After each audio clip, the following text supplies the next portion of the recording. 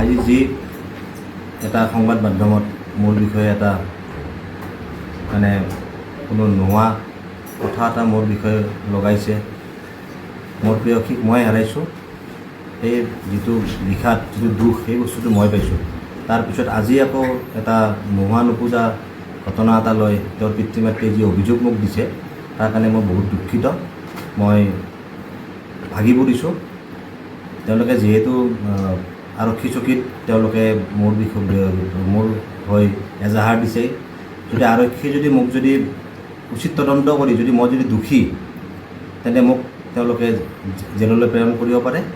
আৰু আজি এই সমগ্ৰ ঘটনাটো আজি ইপ্সিতা দাস যাৰ মৃত্যুৰ কাৰণ তেওঁ নিজে লিখি থৈ গৈছে, তেওঁ যিখন ছুইচাইড নোট লিখি দিছে তাত এজন নাম দিছে গীতু, তাইৰ ভাল নাম ডিম্পী তালুকদাৰ, গীতুৰ মাক বৈজয়ন্তী তালুকদাৰ, উপাসনা আৰু উপাসনাৰ মাক।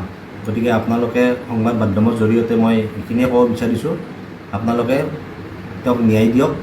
যিখিনি পাৰে মই যিখিনি পাৰোঁ পুলিচৰ লগত মই এইখিনি কৰি আছোঁ।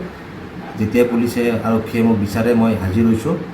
গতিকে বেছি নকওঁ, মই অত্যন্ত ভাগি পৰিছোঁ, কাৰণ আজি 5 দিন আগত মই মোৰ প্ৰেয়সীক মই হেৰাইছোঁ। গতিকে আপোনালোকে বিবেচনা কৰিব।